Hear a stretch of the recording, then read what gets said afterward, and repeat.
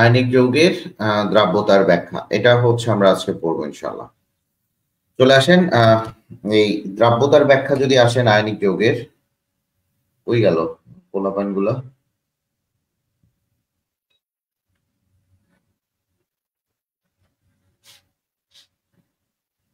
চশমাটা ঝাপসা হয়ে গেছে, বুড়ো হয়ে যাচ্ছে আসলে। তো দেখো, আয়নিক যৌগগুলো হচ্ছে পোলার। পোলার মানে কি? পোল তৈরি করবে, ভালো করে বুঝবা। আয়নিক যৌগ হচ্ছে পোলার, মনে করো এক্স আর ওয়াই, তাহলে এই জায়গাটাতে একটা পোল তৈরি করবে। এটা হচ্ছে ডেল প্লাস একটা, মনে করো একটা হচ্ছে ডেল মাইনাস। এগুলাকে বলা হয় আংশিক। আবারও বলি, এগুলাকে বলা হয় আংশিক ধনাত্মক, এটা হচ্ছে আংশিক ঋণাত্মক। তো আয়নিক যৌগগুলো যখন পোল তৈরি করবে, খুবই ভালো কথা, যে কোনো রিয়াকশন যখনই দেখবো, অর্গানিক রিয়াকশন গুলো আয়নিক যৌগের অলরেডি পোল থাকে।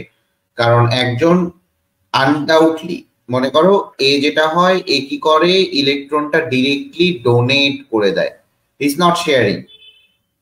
ভালো করে বুঝবা, এখানে শেয়ার হচ্ছে না, এখানে ডিরেক্টলি ডোনেশন হচ্ছে। ডোনেশন হওয়ার কারণে এই জায়গাটাতে দেখা যায় যে, ডোনেশন হওয়ার কারণে এটা হচ্ছে ধনাত্মক চার্জে চার্জিত হয়, এটা ঋণাত্মক চার্জে চার্জিত হয়। এইটুকু তো তোমরা জানো। তো দেখা যায় আয়নিক যৌগগুলা, দেখা যায় আয়নিক যৌগগুলা সাধারণত পোলার দ্রাবকে, এরা হচ্ছে আয়নিক যৌগগুলা সাধারণত পোলার দ্রাবকে, পোলার দ্রাবকে দ্রবীভূত। ভালো করে বুঝলো, পোলার দ্রাবকে দ্রবীভূত। এই তোরা কি আমার ক্লাসের সাথে সাথে পড়ালেখা করে নিস তো নাকি? ম্যাথ গুলা সাবমিট করিস নাই কে কে? ম্যাথ গুলা সাবমিট তো কেউই করিস নাই, কে কে বলতেছি কেন? ম্যাথ গুলা একটু সাবমিট করে দিবি। দেখা যায় এরা পোলার দ্রাবকে দ্রবীভূত এবং অপোলারে, অপোলারে অদ্রবীভূত, অপোলারে অদ্রবীভূত।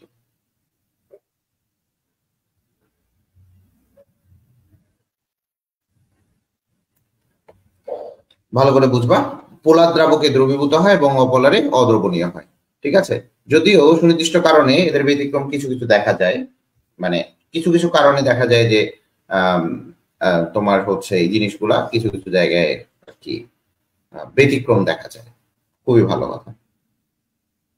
তাহলে আমি কি বলছি, পোলার যে অণুগুলা, পোলার অণুগুলার এক সাইডে কি থাকবে, এক প্রান্ত ধনাত্মক চার্জ যুক্ত এবং অপর প্রান্ত ঋণাত্মক আধান যুক্ত। ঠিক আছে, এদের দেখা যায় যে ডাইইলেকট্রিক কনস্ট্যান্ট অনেক বেশি হয়। কি হয় এদের? Dielectric constant. ভালো করে বুঝবা, মানে পোলার যে দ্রাবক গুলা আছে, এই পোলার দ্রাবক গুলা, ঠিক আছে, পোলার দ্রাবক গুলা ভালো করে বুঝবা, পোলার দ্রাবকের ডাইইলেকট্রিক কনস্ট্যান্ট বেশি হয়। পোলার দ্রাবকে ভাইয়া ডাইইলেকট্রিক কনস্ট্যান্ট কি?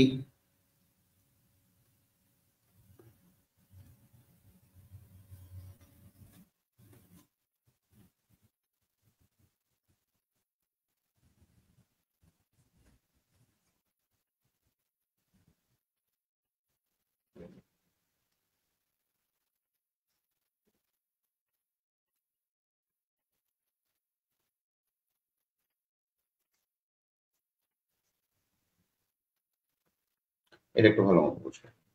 যেমন আমি সিম্পলি বলি, আপনাকে যদি আমি সিম্পল করে বলি, দেখবা ওয়াটার হচ্ছে একটা পোলার দ্রাবক, এর ডাইইলেকট্রিক কনস্ট্যান্ট 81। এর ডাইইলেকট্রিক কনস্ট্যান্ট কত?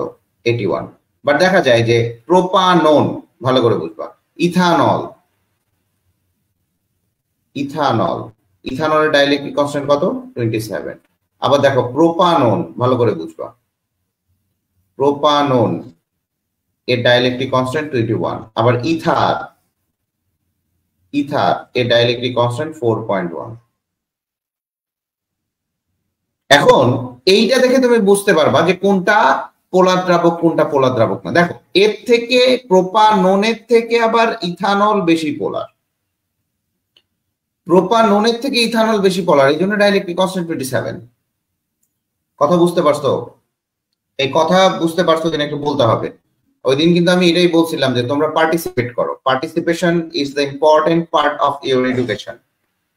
Participation is the important part of your education, you have to understand. আবার প্রোপানন থেকে আমার ইথার তৈরি হবে, ভালো করে বুঝবো। প্রোপানন থেকে আবার ইথার হচ্ছে কম। দেখো, এ হচ্ছে কম পোলার, ইথারটা অনেক বেশি নন পোলার। আমার কথা বুঝতে পারছো? কথা বুঝতে পারছো কিনা এটা বলো।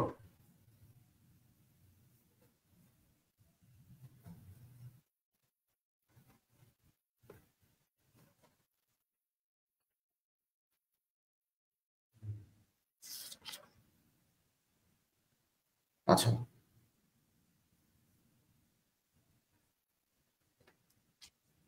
Good, very good. আচ্ছা, এখন তাহলে দেখো, একটু বুঝবা, এগুলা কিন্তু বইয়ে নাই, এগুলা কিন্তু বইয়ে নাই।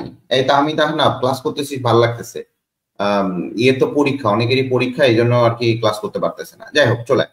এখন কোন একটা যৌগ পানিতে দ্রবীভূত হচ্ছে কিনা, ঠিক আছে? এখন কোন একটা যৌগ পানিতে দ্রবীভূত হচ্ছে কিনা সেই ক্ষেত্রে দেখা যায় যখনই দেখবা হাইড্রেশন এনথালপি,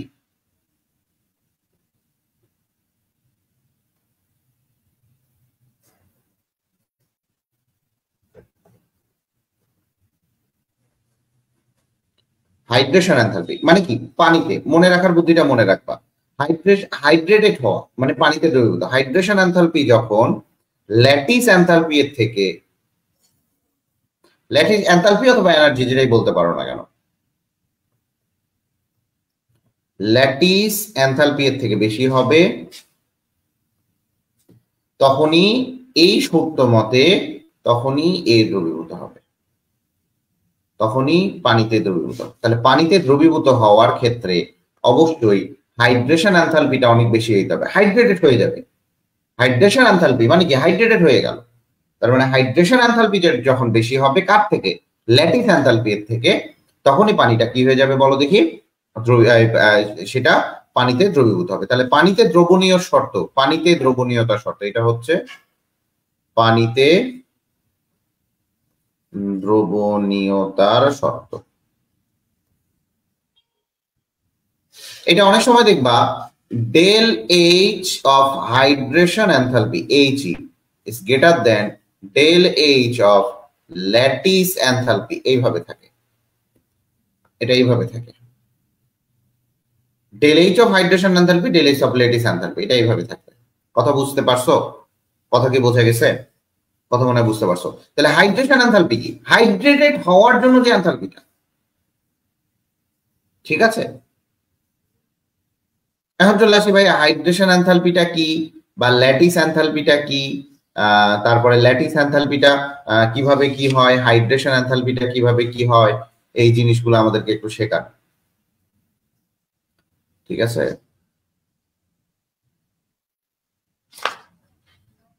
চলে আসেন। তাহলে পানি দ্রবণীয়তা শর্ত কি বলেন, সবাই একবার করে বলি তাহলেই হয়ে যাবে। পানি দ্রবণীয়তা শর্ত হচ্ছে ল্যাটিস এনথালপিটা বেশি হবে।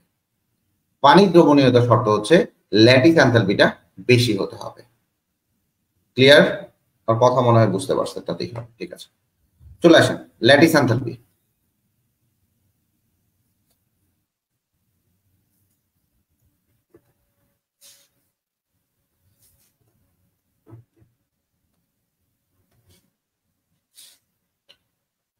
দেখেন, ল্যাটিস এনথালপিটা আপনি একটু বোঝার চেষ্টা করবেন যে ল্যাটিস এনথালপিটা কিভাবে কি হচ্ছে।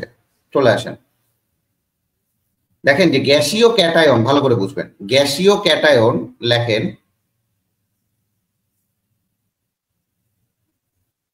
গ্যাসীয় ক্যাটায়ন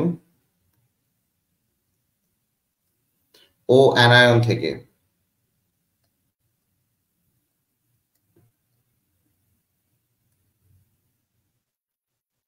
গ্যাসীয় ক্যাটায়ন ও অ্যানায়ন থেকে 1 মোল,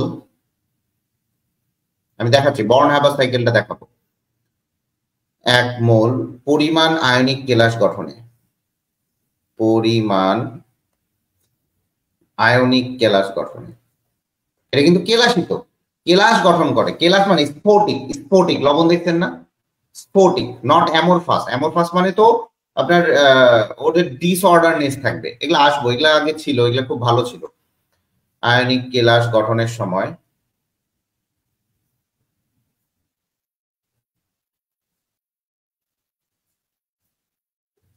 আয়নিক কেলাস গঠনের সময় যে পরিমাণ শক্তি মুক্ত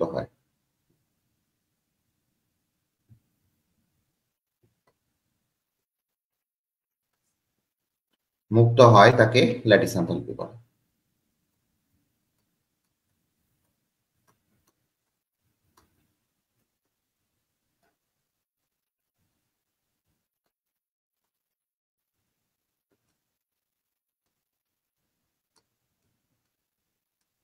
তাহলে আমি বুঝতে পারছি এই ল্যাটিস এনথালপিকে আপনাকে ডিনোট করা হয় হচ্ছে ডেল এইচ অথবা এইচ অফ ল্যাটিস এনথালপি, এইভাবেও লেখা হয়। কথা বুঝতে পারছেন? দ্যাট মিনস দেখেন আমি আপনাকে ল্যাটিস এনথালপিটা বুঝাই, একটু বুঝাবো। কি বলতে গ্যাসীয় ক্যাটায়ন এবং অ্যানায়ন থেকে, গ্যাসীয় ক্যাটায়ন এবং অ্যানায়ন থেকে, ভালো করে বুঝবেন, গ্যাসীয় ক্যাটায়ন এবং অ্যানায়ন থেকে।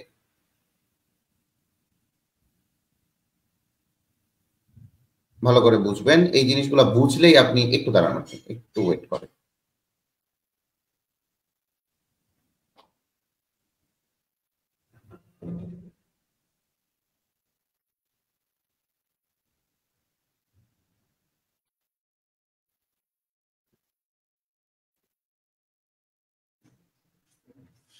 একটু দাঁড়ান। দেখেন গ্যাসীয় ক্যাটায়ন এবং অ্যানায়ন থেকে, কি আমার নেট কাজ করে না কেন? একটু দাঁড়ান তো, নেটটাই কাজ করে।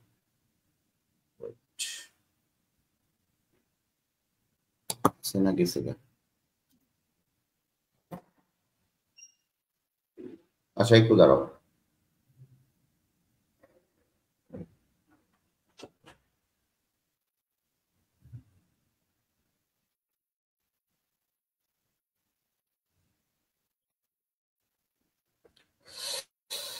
আচ্ছা আমি দেখাচ্ছি, ওয়েট, সরি।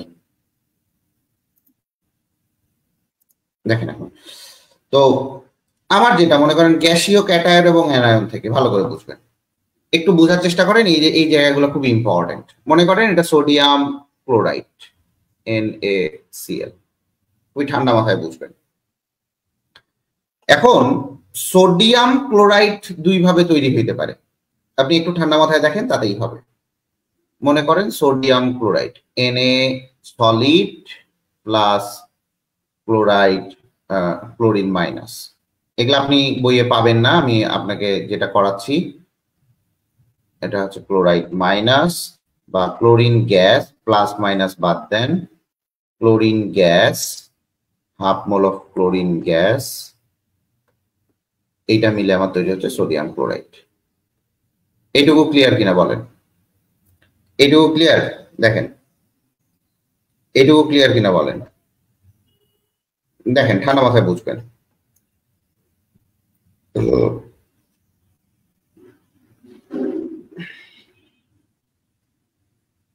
ঠান্ডা মাথায় দেখবেন এবং এগুলা বোঝার চেষ্টা করবেন, কারণ এই জিনিসগুলো আপনাদের জন্য খুবই খুবই মোস্ট ইম্পর্টেন্ট। দেখেন এই জায়গাটা, এখন দেখেন আমি যদি এইটাকে সোডিয়ামটাকে ডিরেক্টলি ভ্যাপারে পরিণত করতে পারি, সোডিয়ামটাকে ডিরেক্টলি ভ্যাপারে পরিণত করতে পারি, তাহলে দেখেন সোডিয়াম একটা তাপ দিলাম, ডিরেক্টলি গ্যাসিয়াসে পরিণত করলাম। দেখেন সলিড থেকে ডিরেক্টলি গ্যাসিয়াস, এটাকে কি বলে বলেন তো? সলিড থেকে গ্যাসিয়াস কি বলে এটাকে?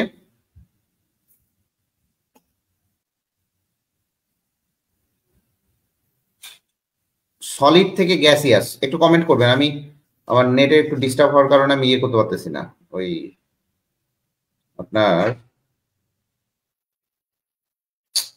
আমি তো গ্রুপে ঢুকতে পারতেছি না, কমেন্ট কই ধুর।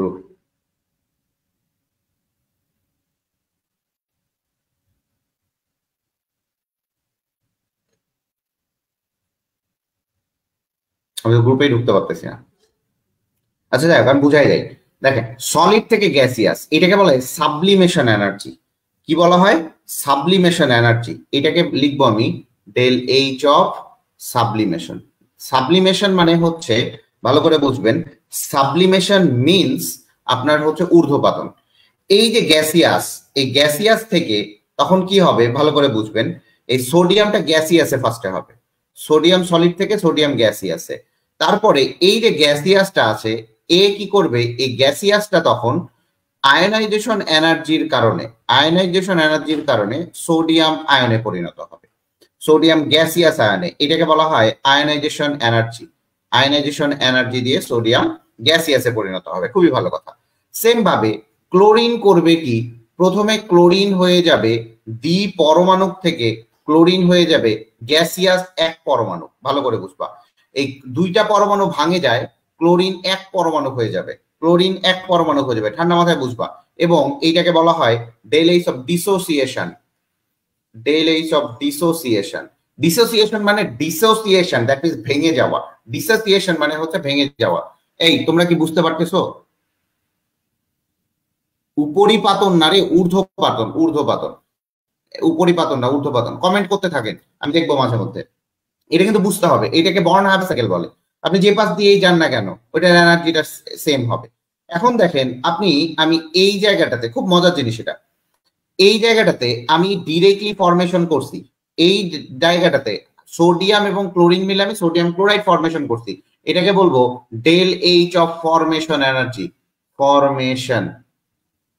ফরমেশন এনার্জি, ঠিক আছে? আপনি কিন্তু যেটা বলতেছি এর বাইরে একটা কোশ্চিনও যাবে না আপনার, ইনশাল্লাহ। এই জিনিসগুলো খুবই বুঝতে হবে। এখন দেখেন এ কি করবে, এ এখন এই জায়গাটাতে গ্যাসিয়াস ছিল, এই গ্যাসিয়াস এক পরমাণু হইলো। এটা দ্বি পরমাণু ছিল গ্যাসিয়াস, এই গ্যাসিয়াস দ্বি পরমাণু হইলো কিভাবে? ডিসোসিয়েশন এনার্জির মাধ্যমে। কিভাবে ভাইয়া? ডিসোসিয়েশন এনার্জির মাধ্যমে। এরপরে দেখেন এটা ইলেকট্রন অ্যাফিনিটি বেশি, এ কি করবে, এই যে ইলেকট্রনটা যেখানে ছাড়লো, এটা হচ্ছে আয়নাইজেশন এনার্জির মাধ্যমে সে একটা শক্তি নিল, শক্তি নেওয়ার পর আয়নাইজেশন এনার্জির মাধ্যমে এটা দিয়ে দিল। এখন দেখো এ কি করবে, ডিসোসিয়েশন হয়েছে, খুবই ভালো কথা।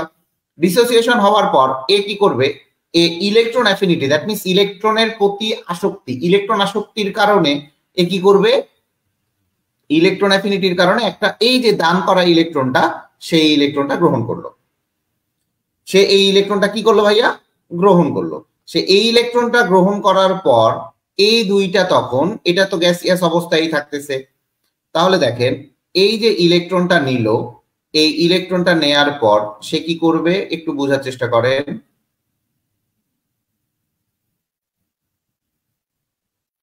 সে আবার সোডিয়াম ক্লোরাইডে রূপান্তরিত হইল।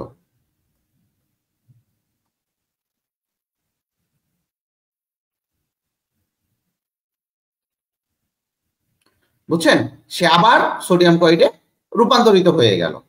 এই যে আপনি যেটা করতেছেন ভালো করে বুঝবেন, ল্যাটিস এনার্জিটা কি জিনিস, ল্যাটিস এনার্জিটা কিভাবে বের হচ্ছে। এই যে গ্যাসিয়াস অ্যাটম থেকে, ভালো করে বুঝবেন, এই যে গ্যাসিয়াস অ্যাটম থেকে, আপনাকে আমি আবারও বোঝাচ্ছি, এই যে গ্যাসিয়াস অ্যাটম থেকে এই যে দুইটা গ্যাসিয়াস অ্যাটম, এই দুইটা গ্যাসিয়াস অ্যাটম থেকে যখন আপনি সোডিয়াম ক্লোরাইড তৈরি করবেন, এটাই হচ্ছে তার ল্যাটিস এনার্জি।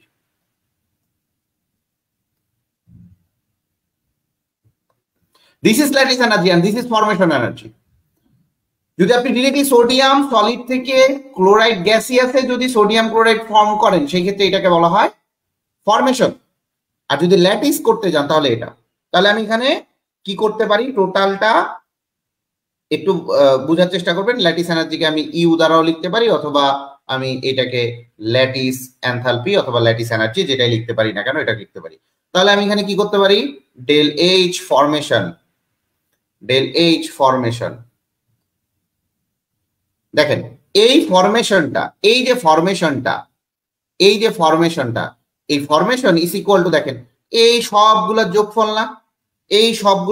না, দেখেন প্রথমে সাবলিমেশন হয়েছে, তাহলে H of sublimation plus H of sublimation, তারপর কি আয়নাইজেশন এনার্জি প্লাস এর কি হয়েছে dissociation, H of dissociation plus এখানে কি আছে ইলেকট্রন অ্যাফিনিটি, তাহলে এখানে ইলেকট্রন অ্যাফিনিটি, তাহলে ইলেকট্রন অ্যাফিনিটি প্লাস এই যে গেল ল্যাটিস এনার্জি,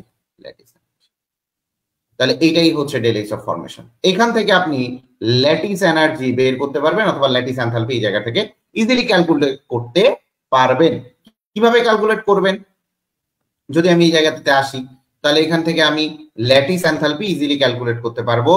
কিভাবে করব, lattice enthalpy is equal to H of formation minus of H of sublimation plus ionization energy plus H of dissociation plus electron affinity. আমি এটা করতে পারবো?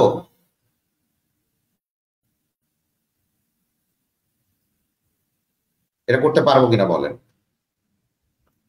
এটা করতে পারবো কিনা বলেন। আমি এইটাই বোঝানোর চেষ্টা করতেছি যে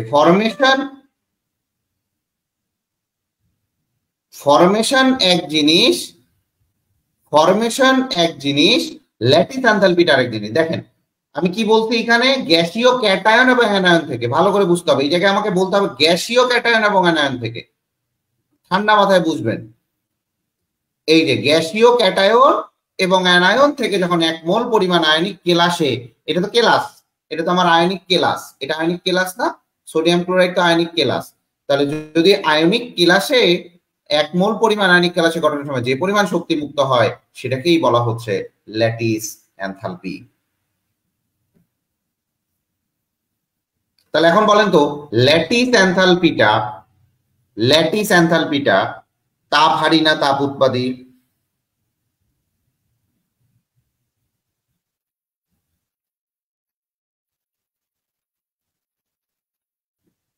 তাড়াতাড়ি বলেন।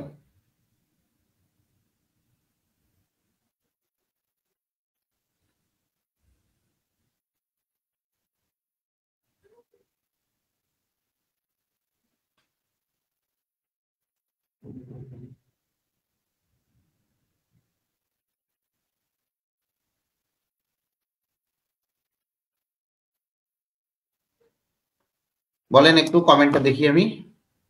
আপনাদের কি চলতেছে?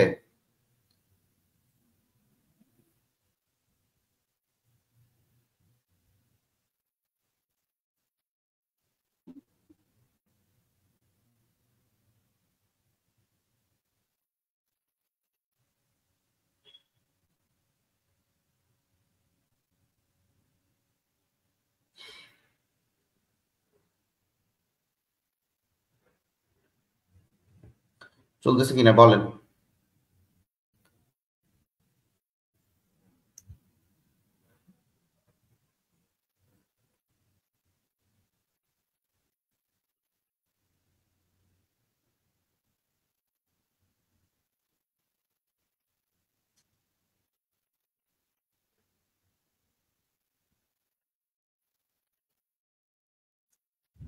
শক্তি নির্গত হয়, ঠিক আছে।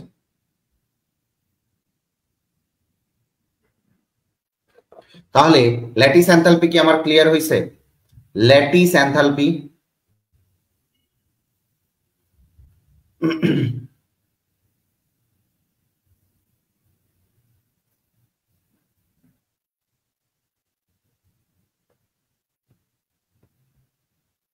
আমার নেট কাজ করতেছে না কেন, আমি এটা বুঝতেছি না। আচ্ছা, ইয়ে কি আটকাচ্ছে? আমার কি হচ্ছে, ক্লাসটা কি আটকাচ্ছে? একটু বলেন তো, ক্লাস কি আটকাচ্ছে?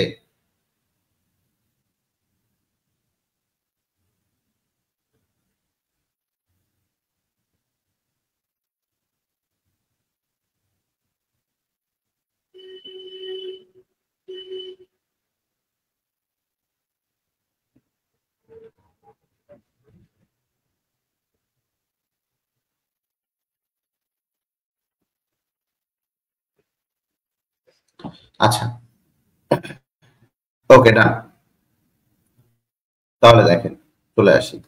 এখন দেখেন এইটা গড়তে ভালো করে বুঝবেন, এইটা কি গঠনের সময়, ভালো করে বুঝেন, এই জায়গাগুলো খুব ইম্পর্টেন্ট। গঠনের সময়, এটা কি বলছি, কেলাস গঠনের সময়, খুবই ঠান্ডা মাথায় বুঝবেন। কেলাস গঠনের সময়, যদি আমি ভাঙনের সময় বলি,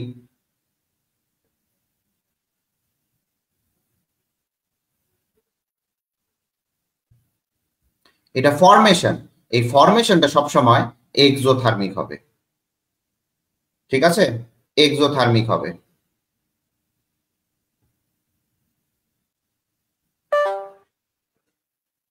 বুঝতে পারছেন না? ও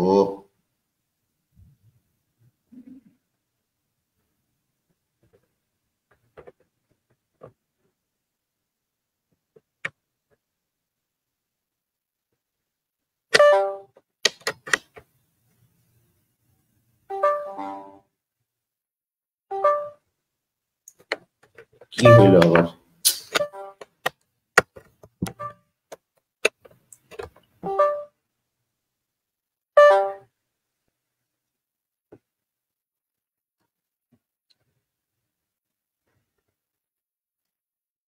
দেখেন, এইটুকু বুঝতে পারছেন? এটা কি বলছি আমি?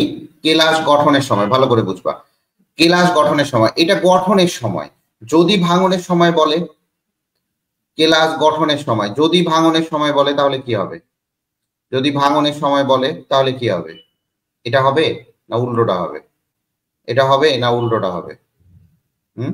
এটা হবে না উল্টোটা হবে? পাইছি, দাঁড়ান, হ্যাঁ হয়ে গেছে। দেখেন, এটা হবে। তাহলে সবসময় মনে রাখবেন যে কেলাস গঠনের সময় এই যে ল্যাটিস এনথালপিটা বা ল্যাটিস এনার্জিটা, যেটাই ল্যাটিস এনথালপিটা, এইটা হবে হচ্ছে del H is equal to minus. That means এটা একটা endothermic process, sorry exothermic process. Lattice formation, এটাকে বলা হয় ল্যাটিস ফরমেশন, গঠন মানে ফরমেশন। এটা হবে del H is equal to হচ্ছে মাইনাস। এটা অলওয়েজ মনে রাখবেন, del H equal to minus. এবং এটা হবে হচ্ছে এক্সোথার্মিক প্রসেস।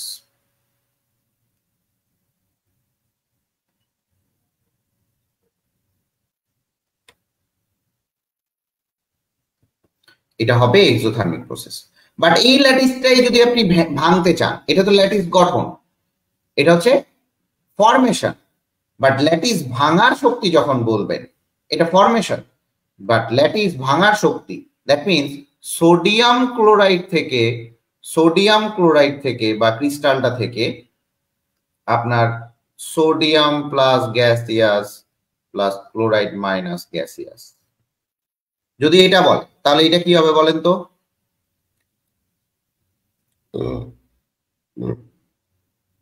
এটা কি হবে?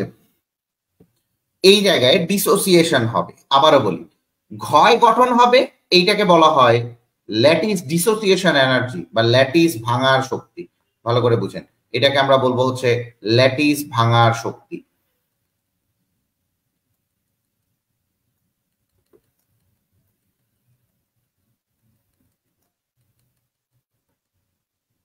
এইটা সবসময় হবে এন্ডোথার্মিক। এন্ডোথার্মিক প্রসেস দুইটা দুই রকমের জিনিস। কথা কি বুঝাইতে পারছি আমি? কথা কি বুঝাইতে পারছি সবাই? ল্যাটিস গঠনের শক্তি হবে এক্সোথার্মিক, ল্যাটিস ভাঙার শক্তি হবে হচ্ছে endothermic process. This is clear or not? পারছেন কিনা বলেন?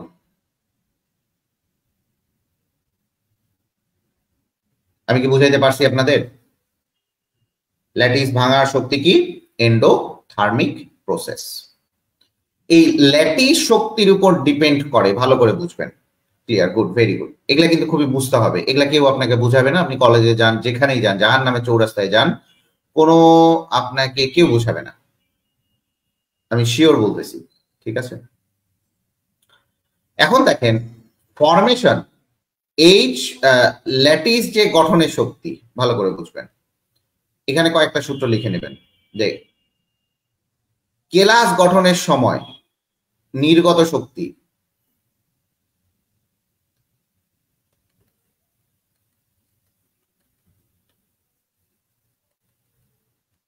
নির্গত শক্তি ইজ প্রপোর্শনাল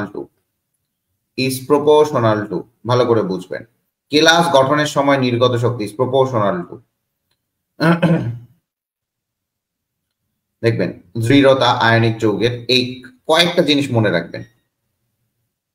আয়নিক যৌগের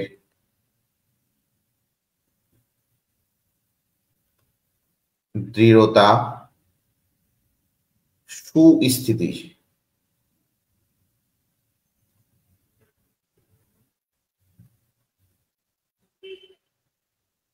এটা নির্ভর করে, এটাও মনে রাখবেন। তার মানে কেলাস গঠনের সময় যে নির্গত শক্তি, দ্যাট মিনস কেলাসটা যত ফরমেশন এনার্জিটা বেশি হবে, তত দেখা যায় যে এর দৃঢ়তা বা সুস্থিতিশীলতা বেশি হয়। আবারও বলি, সুস্থিতিশীলতা বেশি হয়। কারণ আয়নিক যৌগের এই সুস্থিতিশীলতা, আবার ভালো করে বুঝবেন, এই কয়েকটা জিনিস খুবই ইম্পর্টেন্ট। এই আয়নিক যৌগের সুস্থিতিশীলতা দেখবেন কিছু কিছু জিনিসের উপর নির্ভর করে, বা ল্যাটিস শক্তি যে সকল বিষয়ের উপর নির্ভর করে, এটা দেখেন ভালো করে বুঝবেন। ডিপেন্ড অন ল্যাটিস শক্তি, ল্যাটিস শক্তি যে সকল বিষয়ের উপর নির্ভর করে।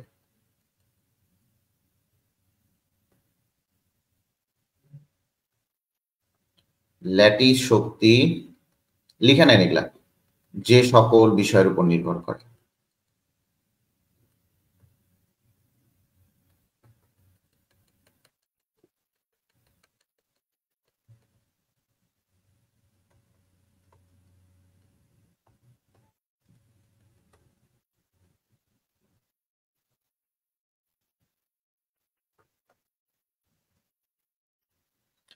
চলে আসেন, একটা হচ্ছে আয়নের আকার। ফার্স্ট অফ অল যেটা টপিকস আসবে সেটা হচ্ছে আয়নের আকার।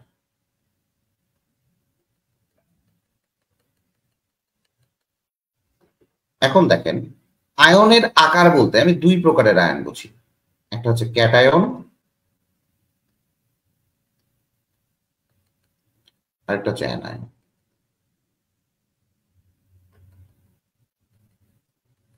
ভালো করে বুঝবেন।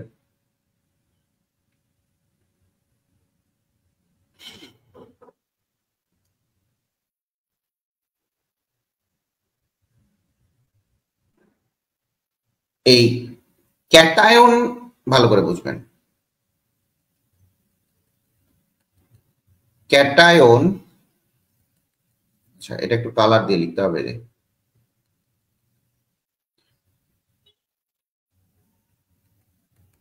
ক্যাটায়নের আকার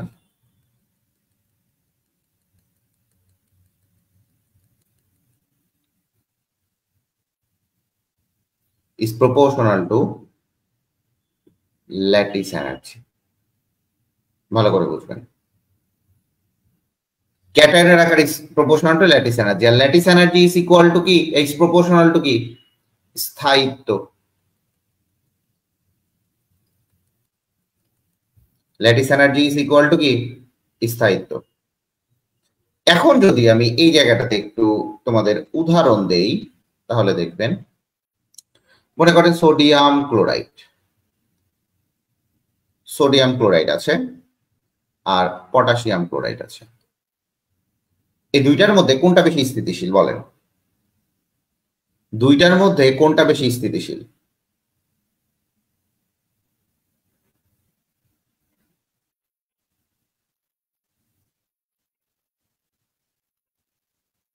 কোনটা বেশি স্থিতিশীল এই দুইটার মধ্যে?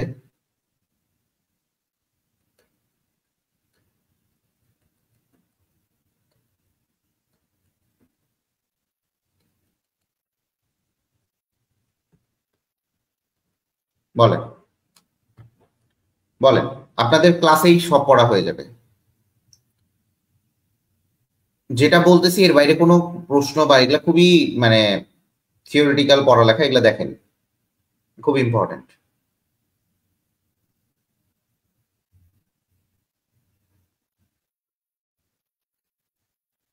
কিরে গদ্ধবের দলগুলা বলো।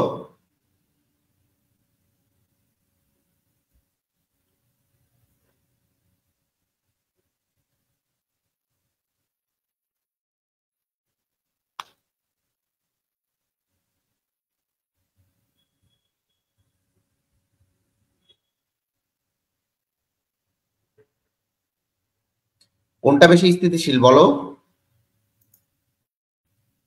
হাট, কোন গাধায় বলছে সোডিয়াম ক্লোরাইড? এই সোডিয়ামের আকার বড় না পটাশিয়ামের আকার বড়? সোডিয়ামের আকার বড় না পটাশিয়ামের আকার বড়? এটাই তো বুঝো না তোমরা। এখানে আমি কি লিখছি, ক্যাটায়নের আকার, তার মানে ক্যাটায়ন কোন দুইটা, এই দুইটা ক্যাটায়ন আমার, এই দুইটা হচ্ছে আমার ক্যাটায়ন, আর এই দুইটার মধ্যে আমার কোনটার আকার বড়?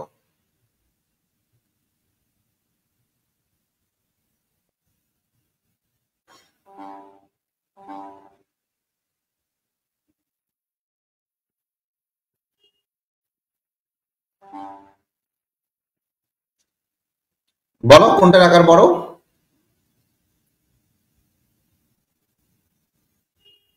পটাশিয়ামের আকার বড়। তাহলে পটাশিয়ামের আকার বড় হইলে এখানে পটাশিয়ামের আকার বড় হওয়ার কারণে এই পটাশিয়াম ক্লোরাইডের স্থায়িত্ব বেশি।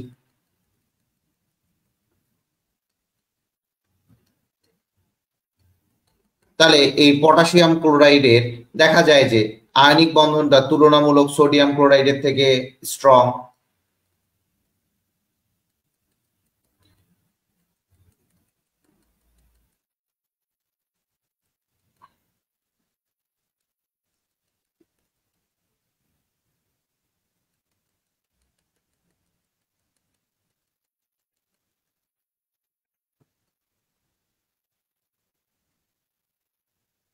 স্ট্রং, ক্লিয়ার কিনা?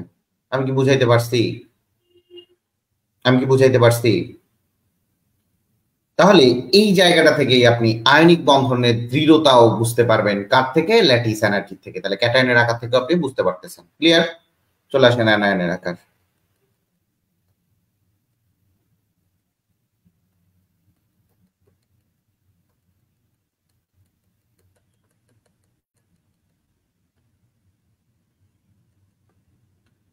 ক্লিয়ার একদম? ঠিক আছে, চলে আসেন অ্যানায়নের আকার।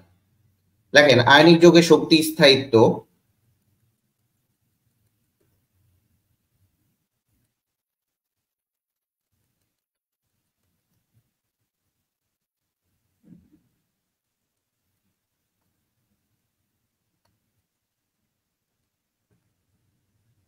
proportional to 1 by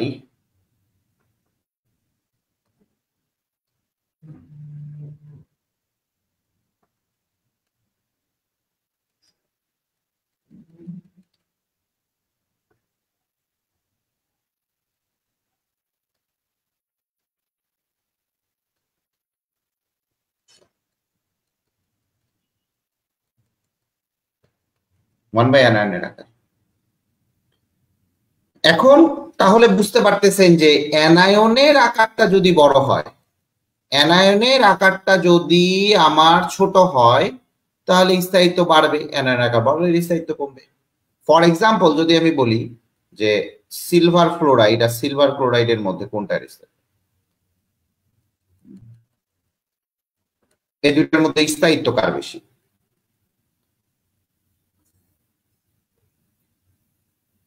স্থায়িত্ব কার বেশি বলেন তো? বলেন তাড়াতাড়ি বলেন। এর স্থায়িত্ব কার বেশি এই দুইটার মধ্যে? আপনি বলতে পারলেই হবে। দেখেন, বা আয়নিক বন্ধনটা কার বেশি? দেখেন এর আকারটা খুবই মানে জেন্টলি এবং পোলাইটলি বুঝতে হবে এই জায়গাটা। এখানে আমার অ্যানায়ন, ক্লোরাইড এবং ফ্লোরাইড, তার মানে ফ্লোরিনের আকারটা ছোট, তাহলে এই সিলভার ফ্লোরাইড এর স্থায়িত্ব বেশি হবে।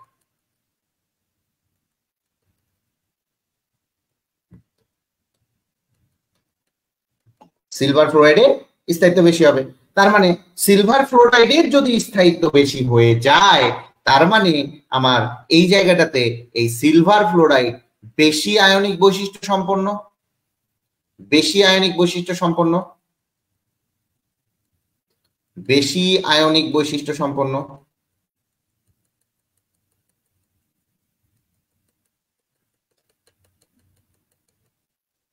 যদি তাহলে এখানে আমি বলি, তাহলে দেখো যে যদি আমি এখানে বলি যে সিলভার ফ্লোরাইড এবং সিলভার ক্লোরাইডের মধ্যে দ্রাব্যতা কার বেশি?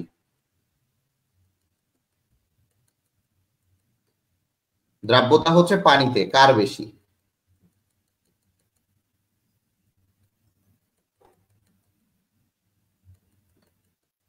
কার বেশি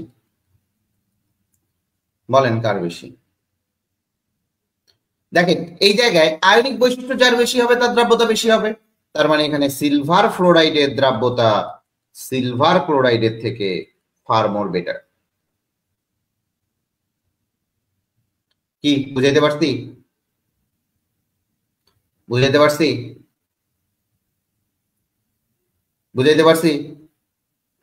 আবার এখানেও দেখো, যদি বলি যে এখানকার দ্রাব্যতা কার বেশি হবে, পানিতে দ্রাব্যতা কার বেশি হবে? পানিতে দ্রাব্যতা হবে KCl এর বেশি, কার থেকে? NaCl এর, কারণ এর আয়নিক বৈশিষ্ট্য বেশি। তুমি যদি পরীক্ষায় এই জিনিসগুলা একবার পড়ে যাও, এইটাকে বলে একাডেমিক, এইটাকে বলে একাডেমিক। প্রত্যেকটা বিষয় খুঁটে খুঁটে পড়া, প্রত্যেকটা বিষয় খুঁটে খুঁটে পড়াটাই হচ্ছে একাডেমিক। আর তুমি অ্যাডমিশনে যাবা, প্রয়োগ দেখাবা, অ্যাডমিশনে যাবা, প্রয়োগ দেখাবা, দ্যাটস ইট। বুঝতে পারছো? অ্যাডমিশনে যাবা, প্রয়োগ দেখাবা।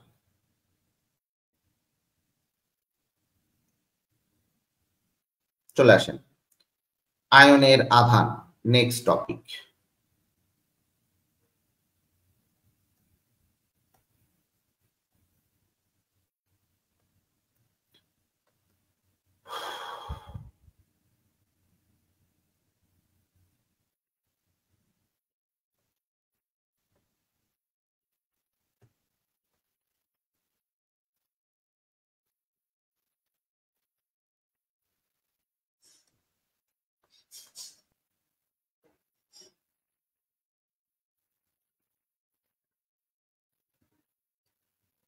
চলে আসেন আয়নের আধান,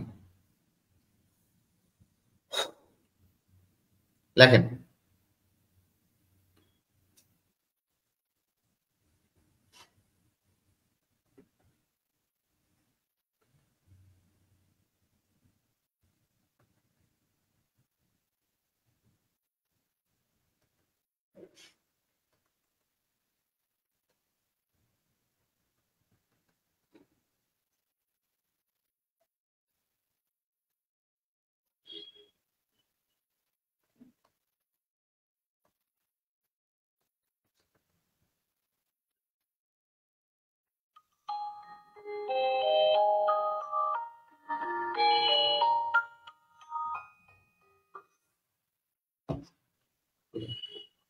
হ্যাঁ বল।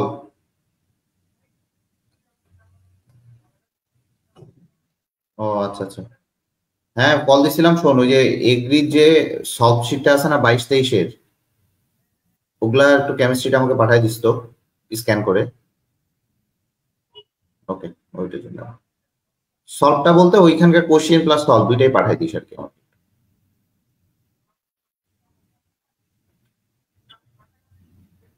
মানে বানায় বানায় বলতে?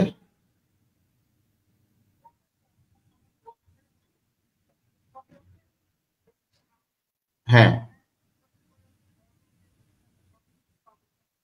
দরকার নাই তো আমার, যেগুলা আছে শোন, যেগুলা ও উদ্ভাস যেটা দিছে ওইটুকু দিলেই হচ্ছে আমাকে। ঠিক আছে, বল। হ্যাঁ কালকে আমি যাবো ইনশাল্লাহ। ওকে ঠিক আছে।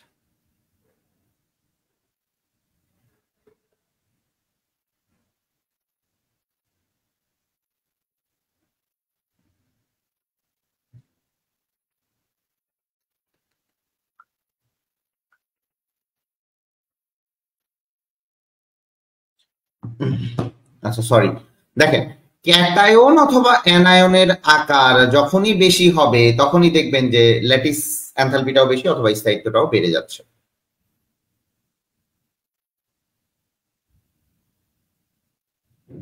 কথা বুঝতে পারছেন? এখন দেখেন, আমি আপনাকে খুবই জেন্টলি এটা বুঝাইতে চাই। সোডিয়াম ফ্লোরাইড আর ক্যালসিয়াম অক্সাইড,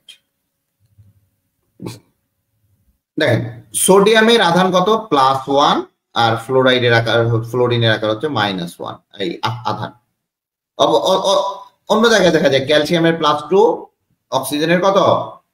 -2। অক্সিজেনের কত? -2। তো এখন দেখেন যে, একটু বুঝবেন,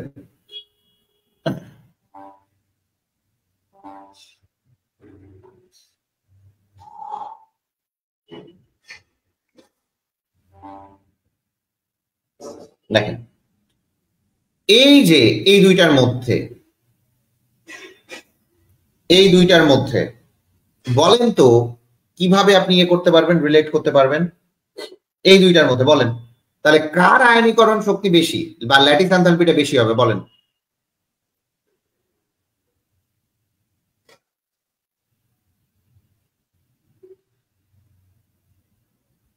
বলেন, কমন সেন্স। কার আয়নিক বন্ধনটা বেশি হবে? কমন সেন্স বলেন, ক্যালসিয়ামের অক্সাইড না সোডিয়াম ফ্লোরাইডের?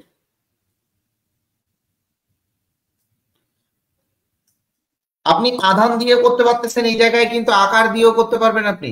দেখেন সোডিয়াম পটাশিয়ামের আকারও আছে, এখানে আকারও আছে, দুইটাই করতে পারবেন আপনি। বলেন বলেন তাড়াতাড়ি বলেন, এখানে কার আয়নীকরণ ক্যারেক্টারটা বা ল্যাটিস এনথালপিটা বেশি হবে? বলেন তাড়াতাড়ি বলেন।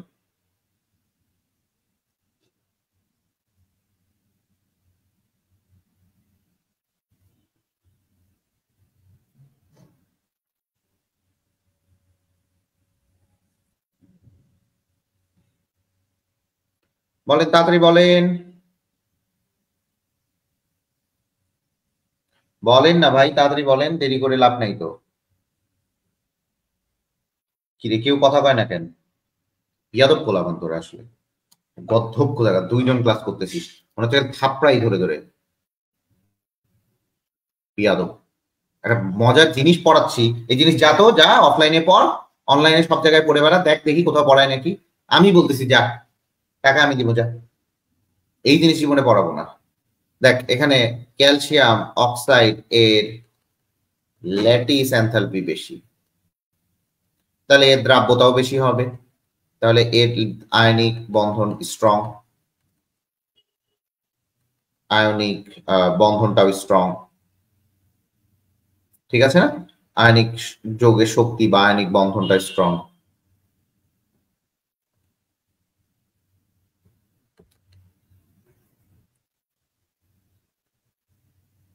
ঠিক আছে কিনা?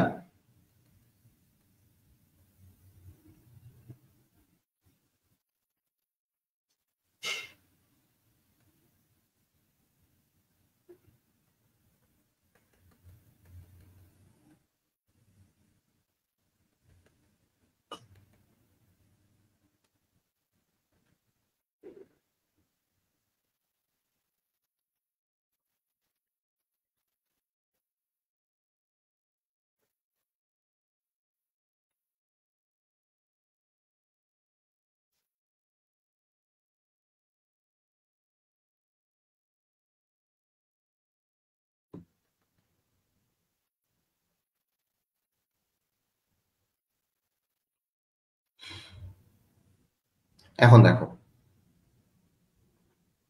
তো আমরা দেখছিলাম, একটু বোঝার চেষ্টা করো, এই জায়গাটাতে একটু উল্টাপাল্টা হয়ে গেছে মনে হয়। যার ল্যাটিস এনথালপিটা কম সে বেশি দ্রবণীয় হবে, এই জায়গাটাতে পানিতে দ্রাব্যতাটা ভুল হয়েছে। তাহলে ল্যাটিস এনার্জিটা বা ল্যাটিস এনথালপিটা বেশি, তার মানে কি দ্রাব্যতা কার হবে? সোডিয়াম ক্লোরাইডের বেশি হবে, কার থেকে? Potassium chloride. ল্যাটিস এনার্জিটা বেশি যার, ঠিক আছে না? ক্লিয়ার না? এবার ক্লিয়ার হয়েছে? দেখো দেখি সবাই, এইটা ভালো মতো বুঝবা, এই জায়গায় একটু ভুলে গেছিল। দেখো এখানে আমি কি বলছিলাম, যার ল্যাটিস এনথালপিটা ছোট হবে, যার হাইড্রোজেন এনথালপিটা বেশি হবে, সেটি পানিতে দ্রবীভূত হবে। তাহলে এই জায়গাটাতে দেখো যে দুইটা যৌগ আছে আয়নিক যৌগের মধ্যে, এইখানে আয়নিক বন্ধন স্ট্রং যেটা বা ল্যাটিস এনথালপিটা বেশি বড় হচ্ছে পটাশিয়াম ক্লোরাইডের, তাই সোডিয়াম ক্লোরাইডের তোমার ল্যাটিস এনথালপিটা কম হওয়ার কারণে এইটা তোমার বেশি পানিতে দ্রবণীয় হবে।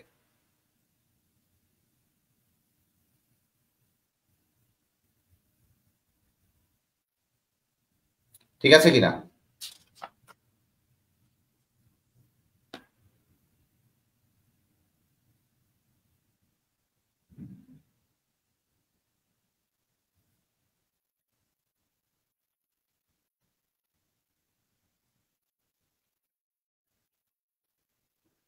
ঠিক আছে কিনা?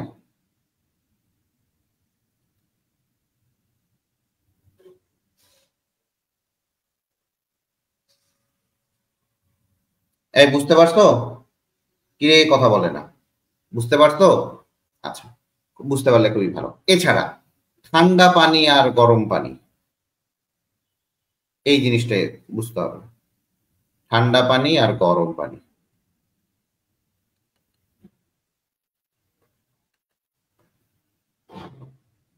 এই জিনিসটা একটু উল্টাপাল্টা হয়ে গেছিল, একটু বোঝার চেষ্টা করবা।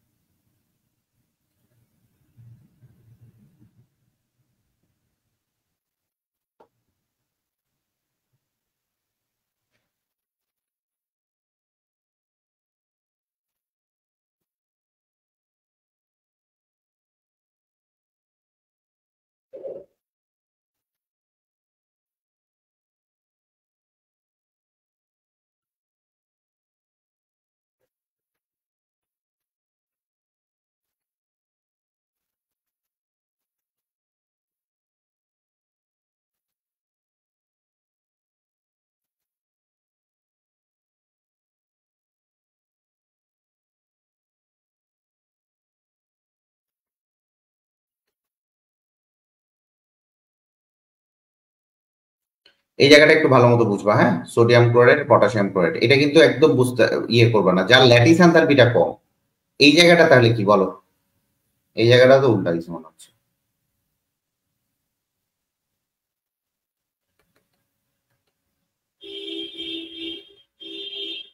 এই জায়গাটা কি হবে বলো?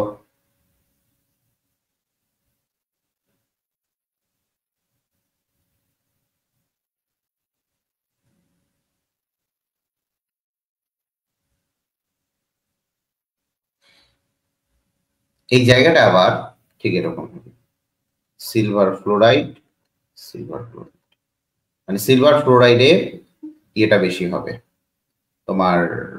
উম,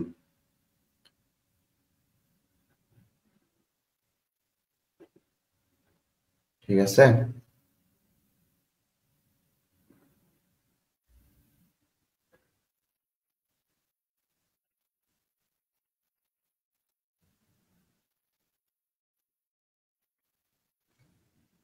এই জায়গাটা আবার উল্টা মনে রাখতে হবে। এটা ঠিকই। চলে আসো ঠান্ডা পানি এবং গরম পানি। দেখো, দেখা যায় যে লেড ক্লোরাইড, PbCl2, এইটার দ্রাব্যতা যেটা, এই দ্রাব্যতাটা তোমার আহ গরম পানিতে বেশি।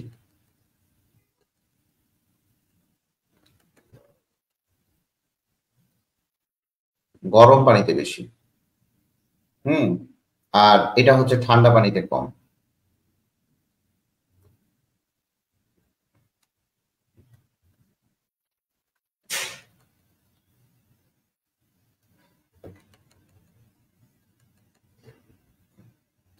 আচ্ছা, তোমাদের এই জায়গায় একটা প্রশ্ন থেকে গেল যে ভাইয়া এই জায়গাটাতে কেন এরকম হলো। এটা আমি হাইড্রেশন এনথালপিতে বোঝাবো। এই জায়গায় একটা কোশ্চিন থেকে গেল যে দেখেন, ল্যাটিস এনথালপিটা বেশি, ল্যাটিস এনথালপিটা বেশি কার থেকে? সোডিয়াম ক্লোরাইডের থেকে। তাহলে এই জায়গাটাতে আমাকে তাহলে হাইড্রেশন এনথালপিটা বের করা শিখতে হবে। ভালো করে বুঝেন, এই জায়গায় বুঝবেন ল্যাটিস এনথালপিটা বেশি, কিন্তু কার থেকে? এর থেকে। তাহলে এর বেশি দ্রবীভূত হওয়ার মানে ল্যাটিস এনথালপিটা যেহেতু যার বেশি, তার হচ্ছে দ্রবণীয়তা ইয়ে। তাহলে দেখেন এই জায়গাগুলাতে, দ্রাব্যতার জায়গাগুলাতে একটু বোঝার চেষ্টা করবেন। এই জায়গায় হাইড্রেশন এনথালপিটাও ক্যালকুলেশন করতে হবে। হাইড্রেশন এনথালপিটা ক্যালকুলেশন করতে না শিখলে আপনি এই দ্রাব্যতাটা বের করাটা উচিত হবে না শুধুমাত্র ল্যাটিস এনথালপি দিয়ে। আমি কি বুঝাইতে পারছি? শুধুমাত্র ল্যাটিস এনথালপি দিয়ে আপনার দ্রাব্যতাটা বের করা উচিত হবে না, কারণ দেখা যায় যে হাইড্রেশন এনথালপিটাও এই ক্যাটায়ন এবং অ্যানায়নের আকারের উপরই কি করতেছে? ডিপেন্ড করতেছে। আমার কথা বুঝতে পারছেন? ক্যাটায়ন এবং অ্যানায়নের আকারের উপরই ডিপেন্ড করতেছে। আমার কথা বুঝবেন? এখন আসি ল্যাটিস এনথালপি ডিরেক্টলি নির্ণয়।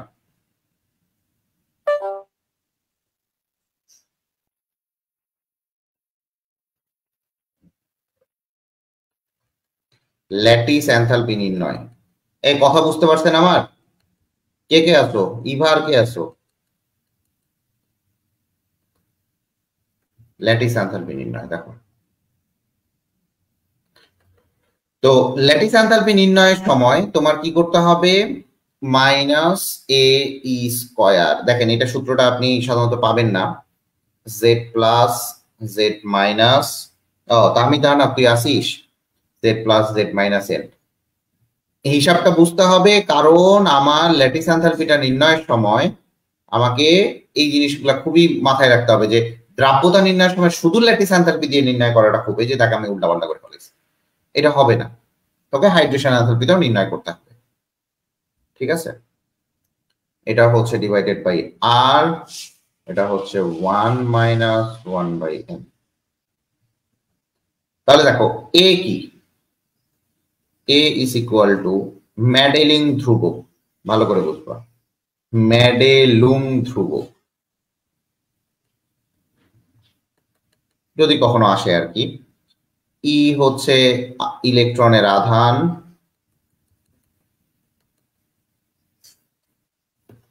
জেড প্লাস হচ্ছে ক্যাটায়নের আধান,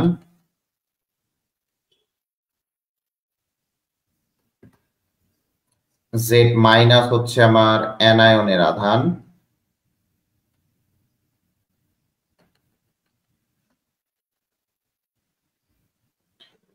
এর পরের দিকে হচ্ছে এন হচ্ছে বর্ণ এক্সপন বা বর্ণ উপাংশ, আর হচ্ছে ক্যাটায়ন অ্যানায়নের দূরত্ব, এগুলো সব দেয়া থাকবে।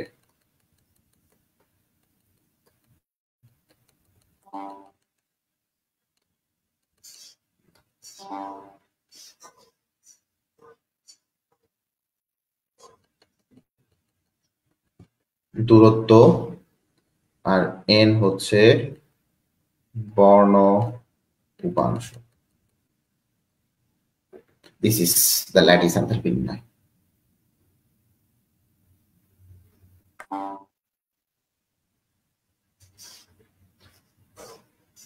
ক্লিয়ার এই জিনিসটা আর কি, এই জিনিসটা ভালো মতো বুঝবেন।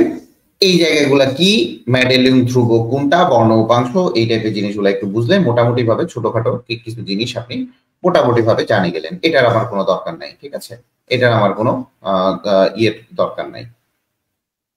এখন চলে আসি এই যে ল্যাটিস এনথালপিটার এর ব্যবহারটা চলে আসি। ল্যাটিস এনথালপি ব্যবহার করে আমরা কি কি নির্ণয় করব।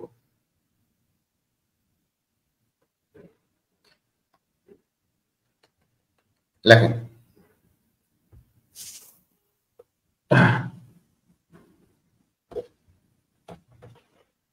দেখেন যদি বলে পোলার দ্রাবকে দ্রবীভূত হবে কিনা, পোলার দ্রাবকে দ্রবীভূত,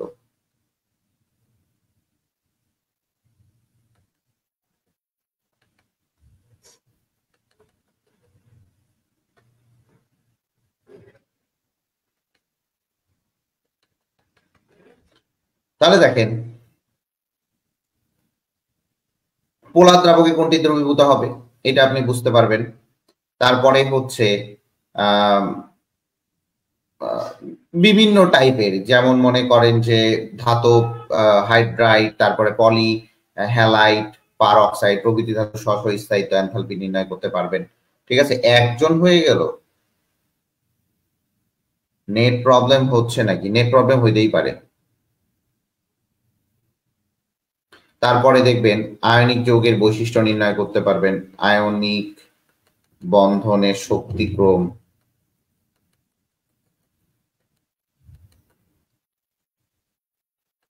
শক্তিক্রম নির্ণয় করতে পারবেন। তারপরে আপনি করতে পারবেন যে দেখা যায় যে পানিতে দ্রবণীয়তা, কোনটি পানিতে দ্রবণীয় বেশি সেটা নির্ণয় করতে পারবেন।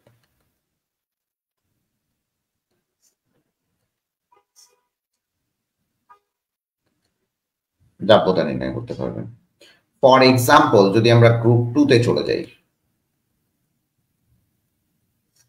গ্রুপ 2 তে যাই, গ্রুপ 2 তে গেলে আমার কি কি নির্ণয় করতে হবে। দেখেন ম্যাগনেসিয়াম হাইড্রোক্সাইড,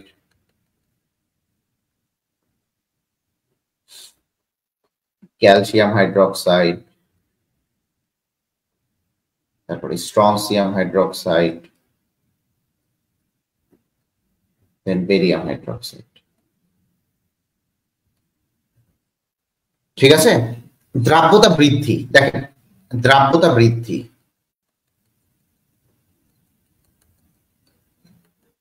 কেন দ্রাব্যতা বাড়বে?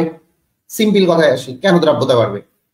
দেখেন এখানে এখানে কিন্তু আমার আকারটা বড় হচ্ছে, দ্যাটস ওয়াই দ্রব্যতাটা বাড়তেছে।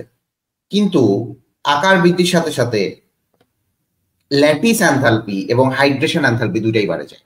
আমি আবারও আসবো এই জিনিসটাতে, আমি একদম খুবই আপনাকে এই জিনিসগুলো বোঝানোর চেষ্টা করব যে কোনগুলা আসলে দ্রবণীয় বা ল্যাটিস এনথালপি এবং হাইড্রেশন এনথালপি কোনটা কি জিনিস, এই জিনিসগুলো আমরা একটু বোঝার চেষ্টা করব। এরপরে চলে আসি হাইড্রেশন এনথালপি। দেখেন হাইড্রেশন এনথালপি,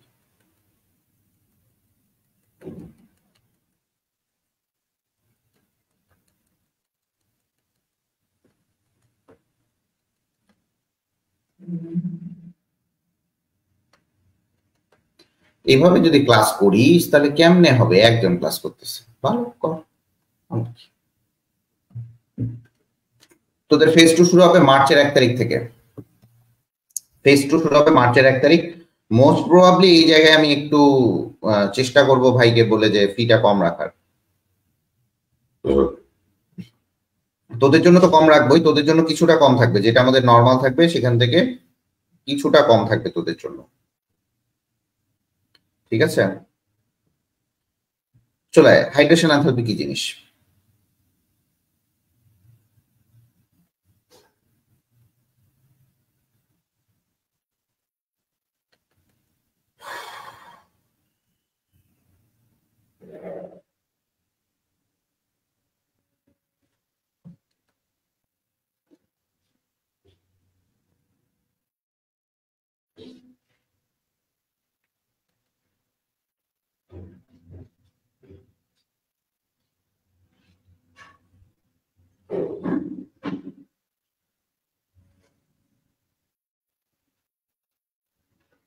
এই তোরা একটু কে আসিস?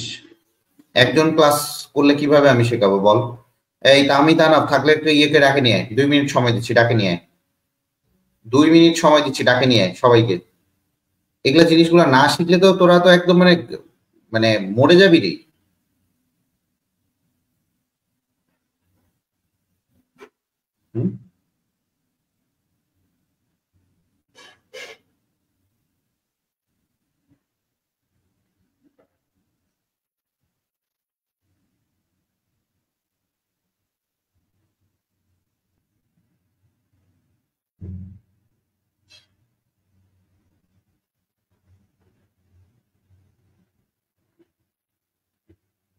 চলে একটু ডাকে নিয়ে ভাই, একটু মেসেজ দে তাড়াতাড়ি মেসেজ দে।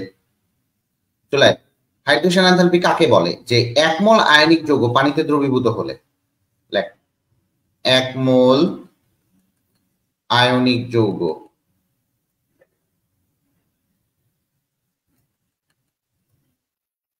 পানিতে দ্রবীভূত হলে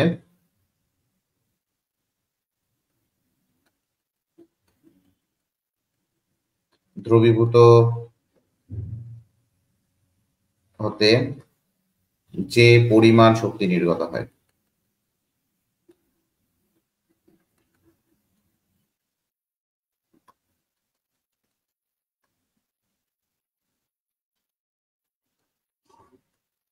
যে পরিমাণ শক্তিটা কি হয় নির্গত হয়, সেটাকেই বলা হচ্ছে হাইড্রেশন এনথালপি। বুঝতে পারছিস? হাইড্রেশন এনথালপি ক্লিয়ার কিনা বল, ক্লিয়ার কিনা? হাইড্রেশন এনথালপি পানিতে দ্রবীভূত হচ্ছে, ঠিক আছে? পানিতে দ্রবীভূত হচ্ছে, তাহলে কি করবা? এখানে হাইড্রেশন এনথালপিটা তুমি বুঝতে পারবা, ঠিক আছে? তো এই যে হাইড্রেশন এনথালপিটা, তাহলে এই হাইড্রেশন এনথালপিটা কি? এই হাইড্রেশন এনথালপিটা কি? ঠিক আছে, এই হাইড্রেশন এনথালপিটা তুমি কি কি বলতে পারো যে পানিতে দ্রবীভূত হতে যে পরিমাণ তোমার শক্তি লাগতেছে বা যে পরিমাণ শক্তি নির্গত হয়, ঠিক আছে? আচ্ছা, মেইনলি এটা হচ্ছে দুইটা পৃথক এনথালপির যোগফল। এই হাইড্রেশন এনথালপিটা হচ্ছে দুটি পৃথক এনথালপির যোগফল।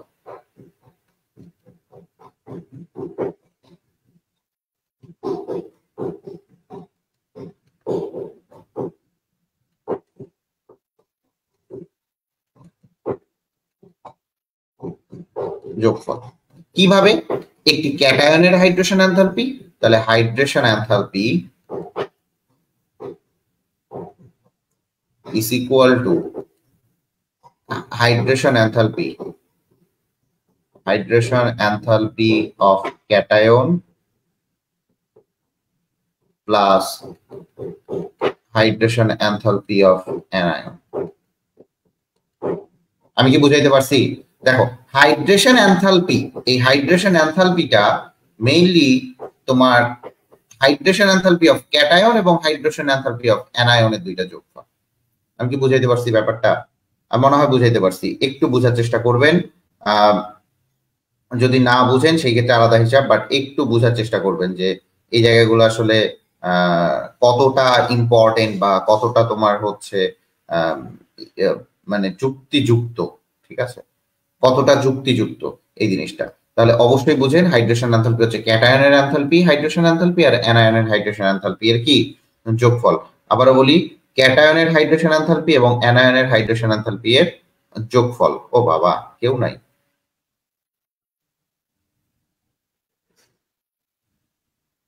বাবা, কেউই নাই? ওয়াও, আমি একা ক্লাস করতেছি, বাহ, খুবই ভালো। আমি একাই ক্লাস করি, সমস্যা নেই, কারণ আমাকে তো শেষ করতে হবে ব্যাপারটা। তাহলে দেখেন, ক্যাটায়নের হাইড্রেশন এনথালপি এবং অ্যানায়নের হাইড্রেশন এনথালপি এর যোগফলটাকেই বলা হচ্ছে আমার টোটাল হাইড্রেশন এনথালপি। ভালো করে বুঝবেন, টোটাল হাইড্রেশন এনথালপি, ঠিক আছে। পানিতে দ্রবীভূত, যদি পানিতে দ্রবীভূত হয়, পানিতে দ্রবণীয়তা শর্ত দ্রবণীয় তখনই হবে যখন hydration enthalpy is greater then lattice enthalpy হবে। আবার দেখেন, পানিতে অদ্রবণীয় যেটা সেটা মনে রাখবেন lattice enthalpy is greater then hydration enthalpy, ঠিক আছে এই জিনিসটা। আচ্ছা ঠিক আছে, বলারও কেউ নাই, সবাই চলে গেছে। একটু দাঁড়ান, আমি আপনাদের মেসেজ দেই।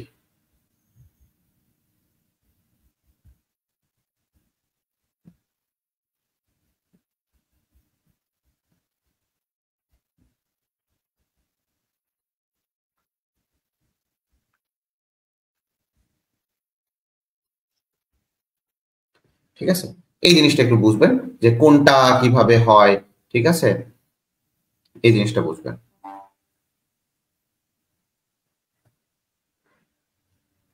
চলে আসেন হাইড্রেশন এনথালপি নির্ণয়, যে হাইড্রেশন এনথালপি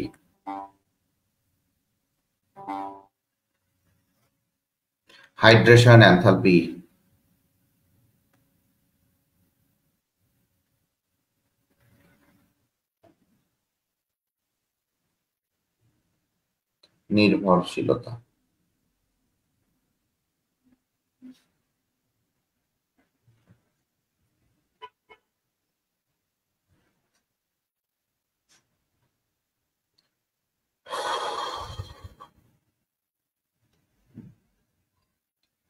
চলে আসেন, লেখেন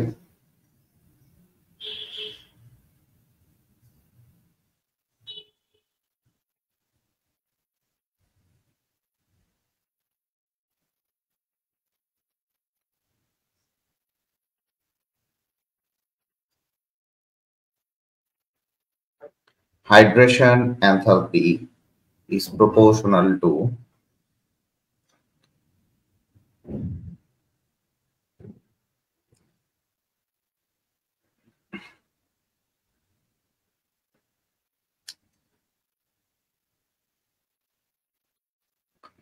এটা কি আটকে গেছে টোটালি? বাবারে বাবা, কেউই ক্লাস করে না।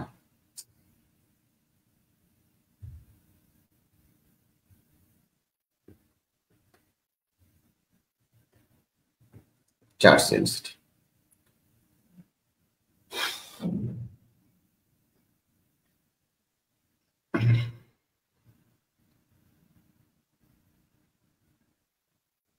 বুঝতে পারছেন চার্জ ডেনসিটি কি বলেন?